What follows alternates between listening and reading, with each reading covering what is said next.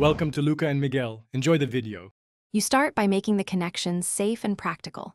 Turn power off and verify with a meter, because safety prevents mistakes. Once done, choose a connector or lug sized for the large conductor and the small conductor so both fit. This avoids loose joints. Then strip the insulation to the specified exposed length, about 1/2 inch for the big wire and 1/4 inch for the small. Clean the strands so they mate properly, and keep the wires straight and untwisted. Now you execute the mechanical joint because a solid contact carries current reliably. Insert the big conductor fully into the connector, then seat the small conductor in its correct pocket. This prevents one from bearing all the load.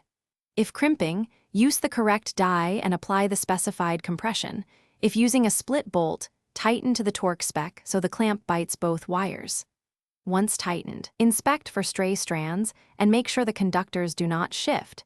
Finish by protecting the joint and verifying performance so the repair endures. If the connector allows, apply solder sparingly, only when manufacturer guidance permits, because solder can mask a poor mechanical joint, otherwise rely on proper crimping.